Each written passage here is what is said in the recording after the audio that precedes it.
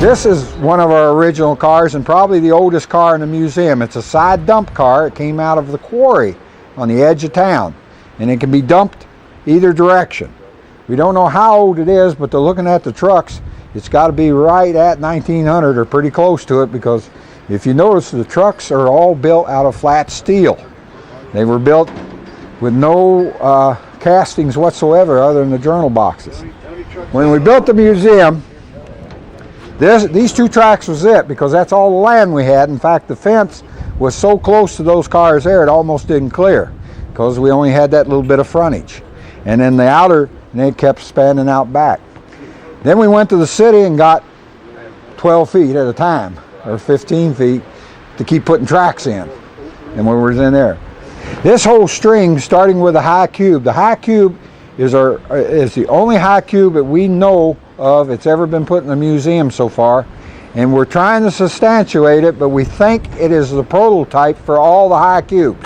The reason for that is 3 foot shorter than the high cubes that are now built. The Wabash Railroad and Ford Motor Company were working in 1964 to develop a high cube boxcar, and it is a one and only car on the Wabash roster of the original number. So we're hoping it's the prototype for all the high cubes, because the one fellow said he can remember when they first saw it, and he was a Wabash employee, it was built with wooden doors because they didn't know how to build that big a door yet. The tank car was given to us by another museum. It was closing up. It's a very old tank car. We figure built about 1910, 1915. It's all riveted construction, sits very high in the air.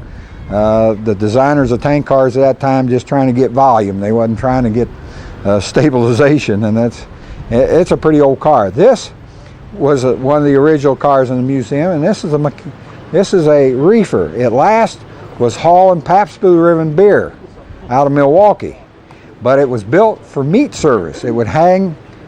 It had meat hooks and racks in the top, and you would hang sides of beef in it.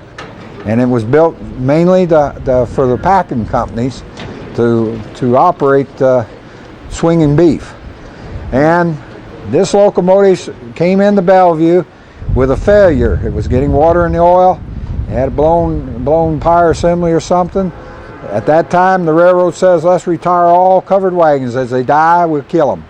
So they shot that one in the foot, took the traction motors out of it, took the air compressor out of it, set it out on the back lot, and it was going to scrap.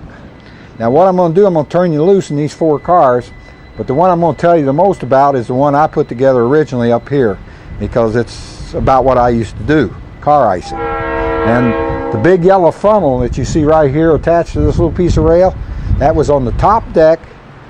Let's see, top deck 14, 18. It's 22 feet in the air. And we used to take 1,000 pounds of crushed ice in a buggy. Not me, because man, I thought it was really a scary thing to do, and I only done it a couple times. This buggy, and we have one over in the other building, was a wooden buggy with iron wheels. It was about 4 foot in diameter. One man would grab a hold of 1,000 pounds of ice and go down this platform 22 feet in the air, no railings on the side, and take it over there and dump it in that chute, and another guy would be holding that chute into the hole, standing on the car. Biggest problem you had always was falling between the platform and the car. You had 1 foot of space there, and if you slipped off the platform, you go right down between the car and the platform. The platform was, well, the cars are 14 foot, so the platform was probably 15 and a half feet in the air. I only fell off the car, and where's the Cincinnati people? Oh, I fell off of Guest Street. I was climbing the side of the car, and I reached for that top rung and missed it. And I was going up to inspect the heater, and I fell completely backwards on my back, knocked the air out of me for about 2.5 minutes. I could not breathe. I just laid there. And I got up, felt, and I fell in cinders. And I picked cinders out of my back. They drove right through my shirt. And I picked them up out of my back. God, I must be alive. And I never will forget that Mobile had a strike on the IC one time. The IC went on strike, and they was running some through a port somewhere in Florida, Jacksonville or somewhere.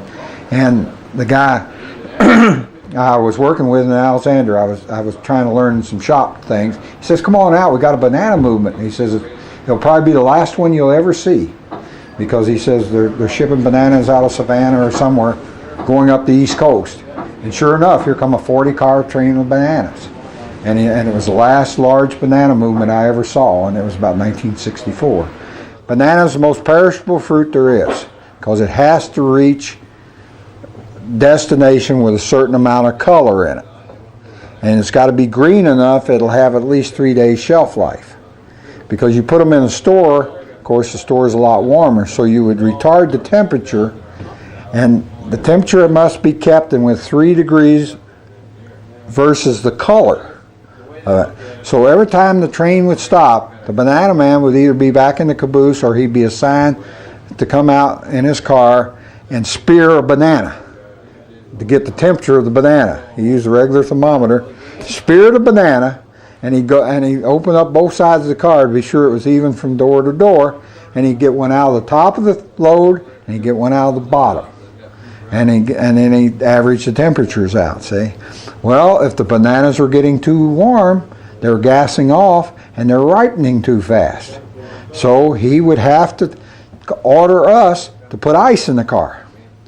Now, it'd get up to Louisville and say it was freezing weather. Well, the bananas are too cold now. The guy in Louisville, he'd plug them. Oh, they're too cold. They need to be warmer. Throw the ice out, put the heaters in it.